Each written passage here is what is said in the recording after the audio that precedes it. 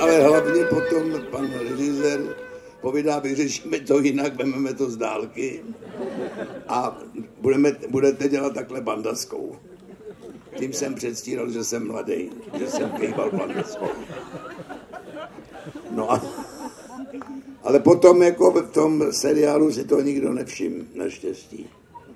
Věřili, že jsme opravdu mladí. My jsme skoro okolností s rozdílem několika, kolikátej měsíc ty jsi? Já jsem červen. Já červenec. 38. Taky No, tak jsem starší, no, vidíš. Já jsem starší. Jo, ty jsi starší. O kolik? O červen. Ale kolikátýho? 11. Já tak 11. Tak o měsíc, no vidíš, no. To je skoro stejný. Jseš mladší, ale nikdo to neřekl. Pane Krampole, chtěl bych se zeptat, vlastně myslíte si, že by bylo ještě možné v této době natočit něco tak hezkého a poetického jako Jakub Sklář?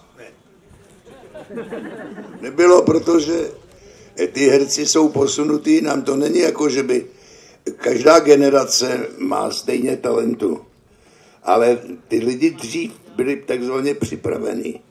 Teď, my když jsme byli na škole, tak do 3. ročníku jsme třeba nesměli nic dělat. Jo, mohli jsme akorát statovat v Národním divadle za 25 korun. Jinak nic. Dneska ty mladí už od 1. ročníku dělá reklamy, dělá, já nevím, dubbing, dělá všecko. No a prostě v podstatě se mu nechce na oblast třeba.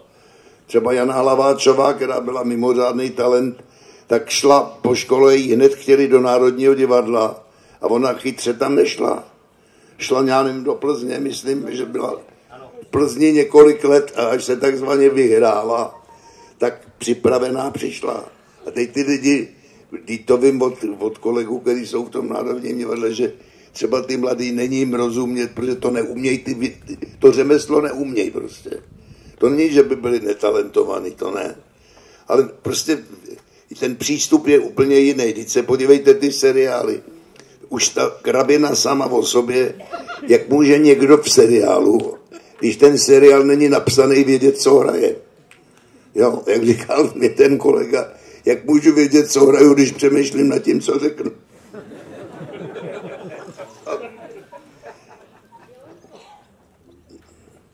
To vše.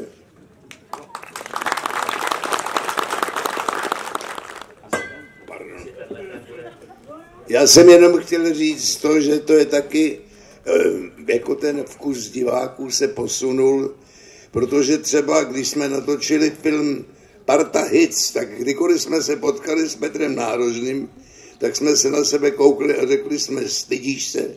Stydím. A já dneska někam přijedu a mi říkají, pane Krampol, tak jsme nás viděli, Parta Hits, to byla taková sranda. Ono se to líbí.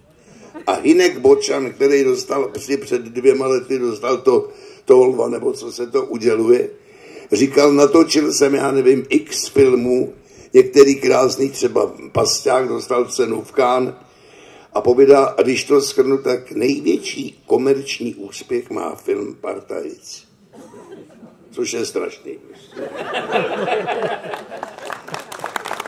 To je něco tak, jestli když vidím vždycky, tak si říkám, pane Bože, proč to furt dávají, ale to dávají snad každý týden. Ano.